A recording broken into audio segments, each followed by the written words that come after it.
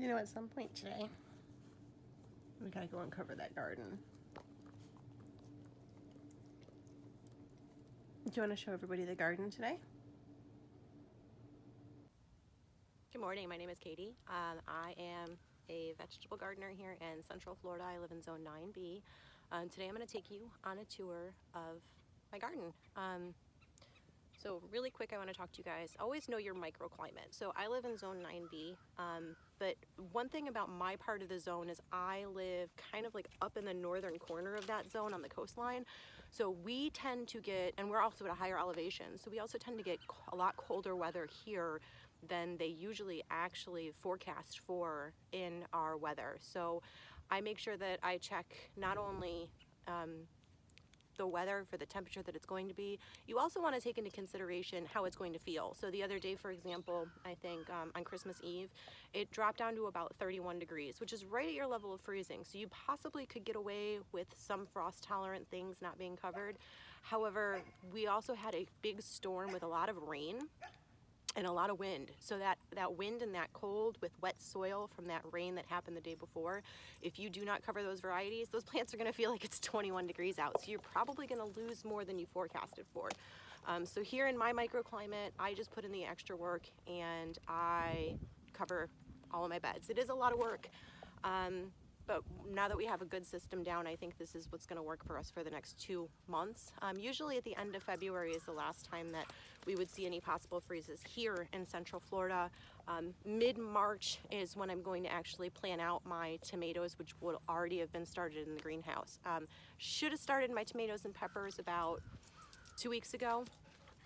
However, I did not. I didn't have any humidity domes that didn't have cracks in them and weren't warped from the heat down here. I left them in the greenhouse. So I had to order some supplies. Those should be here on January 7th or 8th or something like that, and I'll show you how to do some seed starting.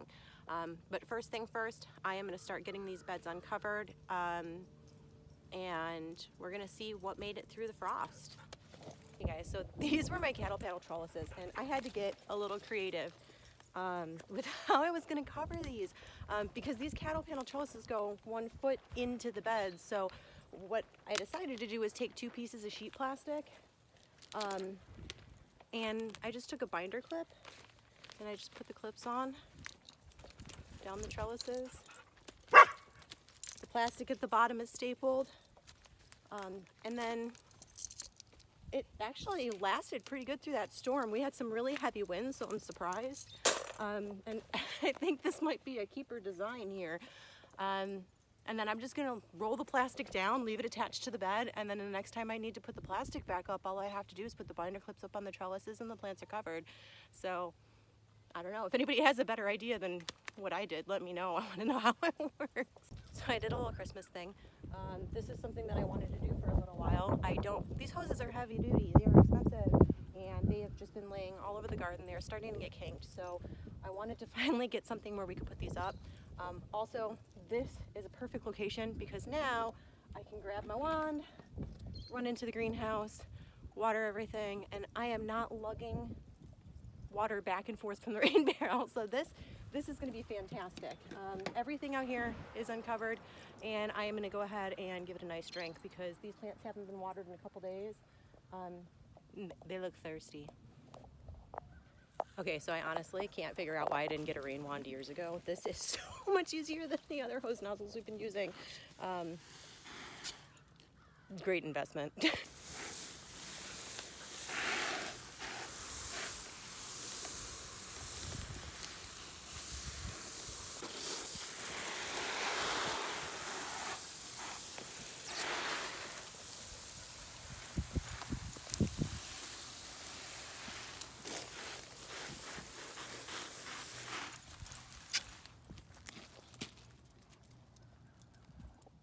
Always remember to water the dog.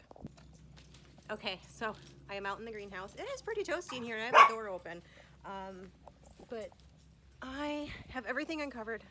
I have watered what needs to be watered. I am gonna walk you guys around and I'm gonna show you some of the collateral damage. We'll talk a little bit about some things that are going on out here, and I'll show you some frost issues that we had. My temporary fix to the greenhouse, which would have worked, it's Gorilla Tape, and it would have worked if I didn't get a big rainstorm. So the rain made the tape wet, the tape let go, wind came through, blew it back open. Unfortunately, over the last 2 nights, that cold leaked into the greenhouse and I lost some tomato plants. I'm glad that I found this out now because I have to put my transplants out here. And even up here, if you look, my frost tender things, these were tomatoes. I lost these. I lost these tomatoes too. So now I know that at least temporarily we're gonna have to cover some of this with some Visqueen because I can't put all of my spring crop out here and lose it. That is way too labor intensive, first of all. Second of all, that is very not cost effective at all. So I start my own tomatoes out here. And actually, like, this whole thing is gonna be like tomatoes and peppers. And those are things that I have to start all from seeds. So we're gonna have to get that fixed so that we can at least have a decent spring season. So I finally have some kale, which is good, and some of these are getting big enough to where I can actually start harvesting them. Not enough to where I can start coming out here and really juicing them, which is unfortunate. So the plastic that we had covering these actually, I think, did me some good. So I had so much stunted growth that I went through and I took my seeds and I decided that I was just going to direct sow everything next to the original plant that is there. So when you look at these, I actually have little tiny plants growing next to the larger plants that I'm thinking are going to surpass them in growth. And some of them are already looking like they're starting to do a pretty good job. So if you look, this is the original kale plant that I started in seed blocks months ago. This should be a full grown plant at this point, and it's just not. And this is a seedling that I direct sowed into the ground just a few weeks ago. And the difference is massive. So I have to figure out what I did wrong with these soil blocks, and I really have to try that again because that was definitely not a success on my part. So behind me is another failed garden experiment. This garden bed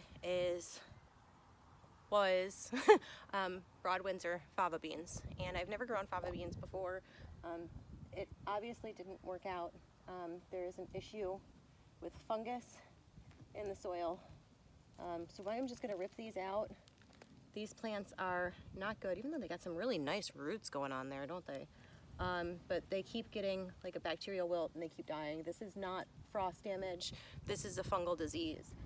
And I'm starting to notice some yellowing on these pea plants as well, which I can show you. They're starting to lose some of their lower leaves. Now that is probably Fusarium wilt. And at first I thought it was maybe because of the soil, because I've never used the soil before. Then I realized that we have an oak tree located close to the beds where I'm having complications. And those oak tree leaves, as they're falling down, they are spotted. So these have a bacterial wilt on them, which is being transferred to the plants in the garden beds. So I'm going to come through here later, and today I'm actually going to spray some herbicide on all the garden because I'm getting some flies, and I think that using herbicide is going to take care of both issues. So I'm going to come through here with an herbicide, get rid of some of the insects, and also get some of the wilt issues taken care of. Hopefully I can battle them long enough to where we can still produce on the plants before they collapse. In the end is what they're gonna do. And the other thing that I'm gonna do is I am gonna come through here in a few days, and I am also gonna spray something called copper fungicide, which if the herbicide doesn't take care of the problem, as long as it gets rid of the insects, I can use the copper fungicide to also help get rid of, hopefully, the spread of the fungal disease that's going on here on my pea plants. Like I said in a video before, which you're going to hear me talk about a little more in depth later with one of my losses that we had. Gardening, always be able to reframe. If something doesn't go your way, you can always reframe your mind. This is going to be pulled out today, and today it's going to be direct sowed with probably some turnips because I really like turnips. And I'm just going to eat something else out of this bed instead, but we're not going to let the space go to waste, and I'm not going to get hung up on one little failure. Success because my Tatsoys, my Swiss chards are looking pretty good. So this is the yellowing I'm talking about on these pea plants. This section might actually not make it. This is not healthy. These are not supposed to do this. And pulling these out of the garden and getting rid of them, not composting them, is probably a good option to make sure that this doesn't spread. Because if you look right here, right next to that growth, we have these beautiful healthy pea plants that are starting to climb up the trellises. So I don't want this to get infected by that. So if anyone remembers from the last video how stoked I was about my potatoes growing, I have another garden failure, I think, kind of arising here. So I covered these with just a general blue tarp. You can see it behind me. And last year I did that and they were fine. This year I did that, and unfortunately I don't think that these plants made it. They are very frost damaged, if you can see here. So what happens when a plant gets frost damage, which you'll really see with the basils and the peppers, is that the frost hits the plant and the water freezes and expands. When that water freezes and expands, it actually breaks the cell walls of the plant apart, and it just causes the plant kind of to like turn into mush. So in case of these potatoes, I don't use these bins for anything else. These are only used for potatoes. So I am going to leave these here. I hope that new growth is going to come up from the bottom and that there is not going to be too much damage to these plants to where they can't recover. Like everything else that I do, these potatoes are now a giant experiment. We're going to see if they can recover from the tops of them being damaged by frost and freeze. So let me show you some of the good things that are going on out here. My lettuce bed is looking quite fantastic. I've actually been eating out of here quite a bit, so pretty soon I'm gonna actually have full-size romaines that I can be pulling out of here. It's gonna be fantastic because I miss winter lettuce. My beets are also doing pretty good. They look like they're coming in pretty nice full. I got some shoddy germination spots, but I think that if I give them some time, that they're just gonna keep growing and that problem is gonna solve itself. Here are all of my beautiful Merlot cabbages, which are looking to be some of my favorite. I cannot wait to find out what they taste like. I am super excited. Now, one thing that I did notice that I want to talk to you guys about is this. This guy right here is supposed to be cabbage, but he threw up a flower stalk. I don't know why, but he bolted. And these other cabbages are forming pretty nice heads. If you look down in there, it doesn't look like, oh, look at that one. It actually is a cabbage head. Oh my goodness. How cool is that? Can you see it? Yay, cabbage. That one looks like it might bolt too. I'm not sure. So bolting is a plant's mechanism for reproducing, especially when it comes to any kind of leafy green. Basically what happens is the plant forms a stalk in the center and it sends up that stalk so it can shoot up flowers. So this cabbage bolted. I have never had cabbage bolt before, so I'm surprised that this happened. And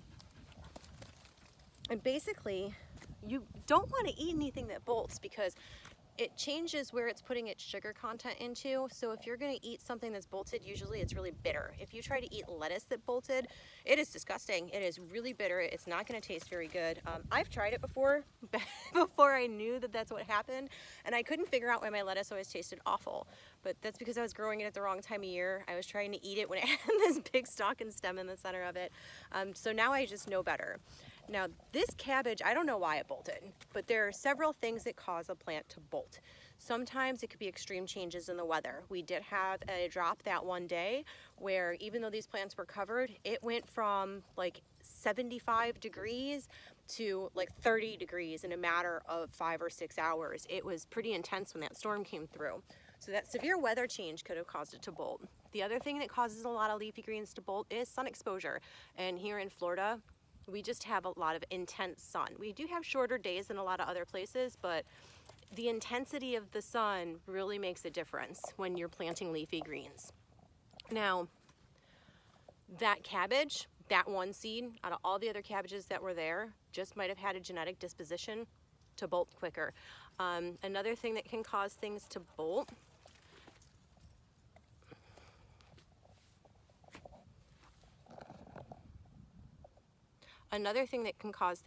is heat. And with these cabbages, even though we're having cooler nights, it has been extremely hot for most of this fall.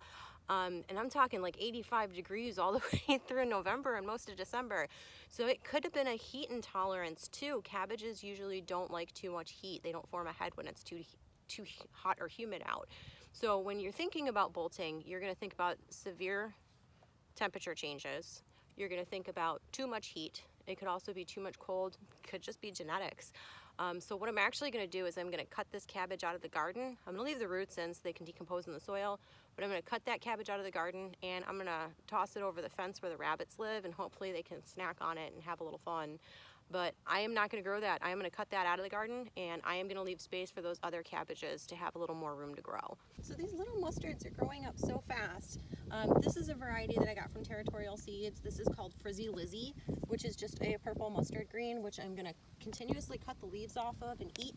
And then this is called Frizzy Joe. I guess that's Lizzie's counterpart. But you can just take these and throw these in a salad. You can toss them in a stir fry just like you would any other green. And they're pretty yummy. Down here is a new variety to me that was sent to me by Baker Creek. It's one of my seed extras. This is called Giant Red Mustard. This is the biggest one I got going so far. This is supposed to get massive, so if it tastes good, I am going to keep growing it in my garden, and we'll just kind of see what happens from there. It's like got a little frost damage. Behind me, the onions and the shallots look pretty good. The onions settled in nice and well. The shallots are a little flat. I got kind of smushed from the plastic, but they still look pretty good, and I'm probably actually going to cut some of those and throw them in my cowboy hash later for dinner. And my celery bed is doing pretty good, so I'm kind of proud of this one. And I'm really enjoying watching these Chinese celeries grow. I cannot wait to figure out what they taste like and start juicing those. It's kind of like the quick tour out here of our new garden area. There are so many varieties out here, so many different things growing. I cannot wait to start harvesting things out here. So I'm going to walk you over to the original garden that we had. And I am going to warn you guys a little bit. This garden definitely took a beating in the frost. So it's kind of cool to see because there's some things out there that I am going to actually take and eat for dinner. So I have half of this garden is at the point where it is surviving, it is thriving, and it is doing fantastic. And then the other part of this garden is that I have some things that really didn't make it, and some failed attempts at trying to overwinter things that probably shouldn't be overwintered. And I am going to have to accept my failure and move on and try to find another way to turn that into a different type of success. My broccoli definitely survived. I'm going to have to come in here. This is frost damage. This is because the plastic was touching this part of the leaf. So I am just going to come in here. I am going to cut this back and let the healthy part of the plant get a little more sun and continue to grow up. So these are all the different types of broccolis that I had in here, and these are just doing a fantastic job. So I'm just going to come in here and get the stuff that has some frost damage to it. Anything that feels soft, cut it off. Let the rest of the healthy plant come in and grow. So these are my kohlrabi plants, and I am excited because I am pretty sure these are starting to form bulbs. I have never eaten a kohlrabi before. This was kind of an experiment. I just wanted to see how they grew, a curiosity, what they tasted like. Look at that. I think that is just so cool. So these are, I think, my atomic red carrots or my purple carrots, cosmic purple. I can't remember which one they are. But this is one thing I love about root vegetables. I love digging around the plant and trying to figure out how big the root vegetable is underneath the ground to know if I can pull it out and eat it or not. I guess I didn't thin these enough. So there are some where there are 2 carrots in here, and that was accidental. That was not on purpose. So, oh, look at how cool the color is on that. That is fun. That is such a fun carrot. So here is a definite failure. And this is my task today. Today my task is to pull out all these peppers that did not make it. Unfortunately, the storm that came through pulled the plastic off of the corner of the beds. The following day was when it got really cold, and I worked all day on Christmas and came home, and after a 12-hour shift, I really didn't have the energy to come out here and check the plastic. If I would have, it would have been a 2-minute fix, and I probably could have saved these. But since I didn't, unfortunately they were lost. So today I'm going to make a new game plan here. And this was just so sad because look at those peppers. They weren't ripe yet either, and now they're just no good, no bueno. All my shishito peppers are gone. Oh, look at this. Oh, it's soft. I can't even put that in my cowboy hash later. It's really, it's gonna be all soft. Egg. And this part of the garden is super cool because if you look, basil definitely did not make it, which sucks. I should have just ate it and made it into a pesto and froze it, but I didn't. If you look here, basil did not make it. And then you come here and there's just all these signs of life. Look at, there's a moth pollinating my calendula flower. Whoop, there he goes. Oh, he's back. Yep, he really likes that flower. But then you look, you got beets, which made it just fine. More beets. Got some kale over there that I transplanted in the beets that didn't make it. Here I put in some more cabbages. Those look like they're settling in well. And then here, which I'm going to actually eat some of these for dinner, are turnips. And the turnips are doing fantastic. So I actually already came out here and, oh, I got a moth. I actually came out here already and I pulled a bunch of these turnips out of here. And I ate them and I roasted them and they were delicious. This variety is Purple Top White Globe. And let me pull one out of here so you can see it. This is a little on the small side, but this is definitely edible. So take your losses with your success. So these are definitely gonna make a yummy little snack. Okay, so these monsters that I keep talking about, these are Chinese broccoli, which you are supposed to be able to eat the whole stalk, the leaves, all the stems, but there is broccoli! A sprout before my cauliflowers and all of my other broccolis that I have here. So I am really excited. See, nothing down there yet. Even though these plants are just huge too. Down here I have some cabbages starting to form heads. Look at that one. Oh yay, we're gonna have a cabbage on that one for sure. Over there are some parsnips, my carrots, more carrots. I am gonna be pressure canning carrots this year, so that's my new thing, is gonna be pressure canning. These are radicchio, which look like they're starting to form a head in here, which I've never eaten one of those either, so we're gonna find out what they taste like. Here I have more cabbages. I actually sowed in some Chinese cabbages in between where the other cabbages weren't doing so well. I figured that I would take advantage of the space instead of waste it. And then down here are what is left of the daikon radishes, because even though I am not ready to make kimchi, I have been eating these. I have been roasting these. And I took a big batch of them out of here right before we had the freeze, and I decided that I was gonna ferment them in just like a regular fermented pickle brine. I wonder where he's going. Hopefully to eat the aphids. Bye, friend. So this is frost damage for sure. So even though this was covered with plastic, the plastic was touching the tops of these, and these are frost damaged leaves. And these are more Chinese broccoli, so I am actually going to come in here and I'm going to cut those off and let the stuff that's in the center start to grow out. So these are my purple Brussels sprout plants, which Brussels sprouts take a long time to grow. So it's going to be a while before I still get some decent Brussels sprouts on these. These have to get a lot bigger. But if you've never grown Brussels sprouts before, they are super cool because the Brussels sprout actually appears just kind of like in the nodule where the leaf meets the stem, and they kind of just grow on there. And then you rip the stem off to give room for the Brussels sprout to grow, which I'm looking, and we do not have any Brussels starting yet.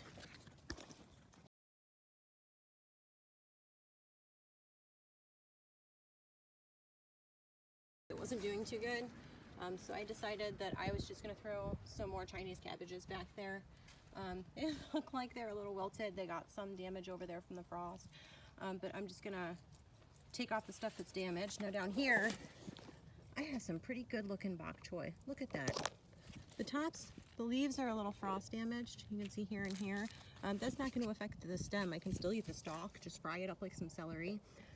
Over here, a lot of the herbs didn't make it. So the Mexican tarragon didn't do too good. You can see here it's all wilted. I pulled the tops off and I'm hoping that the bottoms kind of come in. Same with the cilantro. I have some burn damage on it, some of it's fine. I'm actually gonna eat some of that tonight. Here, all those basils I had to pull out. They were just completely dead, so those are done. I'm just like in love with this food forest. I think this is just the coolest thing. If you want to grow your own food, just start somewhere. Just do it. It's so rewarding. It is awesome. I love it. So I want to talk to you guys really quick about beets. I love beets, and they have the juiciest greens. So these beets, ooh, I accidentally pulled this one around. If you can see, there is some frost damage to these. Some of the leaves here are fine. What I'm actually going to do is I'm going to come through here. I have been doing this probably about every 4 or 5 days. I come through here and I take the biggest leaves and the biggest stalks, as long as I'm leaving 2/3 of the plant still intact. And I'm going to eat those for greens, and the roots will still develop. They're not going to have a problem developing. So I keep coming through here and I keep clearing off greens from this and making these just like juicy, rich salads from them, and I've been eating them at work and they are just absolutely lovely. And I highly recommend, even if you're growing beets not for beetroot, which is what I'm growing them for, just try growing them for greens, because it is definitely a sensation that is different than lettuce, and it is so nutritious and so good for you. I absolutely highly recommend it. So here are those turnips I just pulled out of the garden, and they are roasted with butter and salt, and they are nice and crunchy and sweet, right from my backyard. Doesn't get any fresher than that. Okay, with that carrot. So I think the theme for the garden today kind of spoke itself. The idea of taking your successes and your failures together. Not everything that we do is successful. Not everything that I do in other parts of my life is successful, but sometimes I have some really great victories. You always have to be able to take the good with the bad. You have to be able to see your successes alongside your failures. If you see somebody that you kind of want to emulate and you think, oh my God, they're so successful, I love how they do things, just remember they're probably not showing you their failures. I kind of put it all out on, like, I killed look at how much stuff I killed over the past 2 days. Look at how much stuff I killed over the past 2 days. Accidental, intentional, I don't know. Maybe I did it on purpose. Kind of like the blackberry bush I want to kill but won't go away. But you can't just focus solely on your failures. Did you get it? Because if you do, you'll never get back up and have any more success. So I kind of want to sign out on that note and let you guys know, like, yay, garden's another metaphor for life. But it really is, and it doesn't matter if you're gardening or what you're doing. So my big failure, my big upset was all this time and this energy that I was putting into all of my pepper plants, and one silly mistake, something that could have taken me 5 minutes that I didn't take the time to do, because I just was frustrated with something else. I just couldn't put down a problem and focus on something else to find success elsewhere. And I wound up making it harder on myself to succeed in a completely different area of my life. So just focus, find something new to focus on, find that next thing. And I can sit here and I can cry and I can be so upset that all of these pepper plants died. But instead, I took my afternoon, I cleared off the area. I cleared off all the areas where everything was frost damaged, and I decided that I was going to refertilize this, I was going to restructure it, and I'm going to grow rutabagas, turnips, carrots, beets. I am going to put root vegetables out here that will take about anywhere from 60 to 80 days to grow, which is the perfect time frame for me to get a late harvest and still get my spring vegetables out that are supposed to be in this spot. I mean, I have to start again from my peppers from scratch, but I can always start more seed. I can grow those plants again. I have more to keep doing that. So I'm gonna sign off for today. I just have this little area to plant, and then I have quiet house right now, so I'm gonna get some cooking done. I'm gonna make myself some cowboy hash, which I love, and I'm gonna get some writing done as well. But always remember, don't stay upset, focused on your failures. Find something to be successful, and remember that everybody fails at something just as much as you succeed. So I hope you guys have a good week. We are coming close to the new year. I hope everyone has a happy new year and that you had a wonderful Christmas. So, Do you want to tell everybody goodbye? That works. See you later.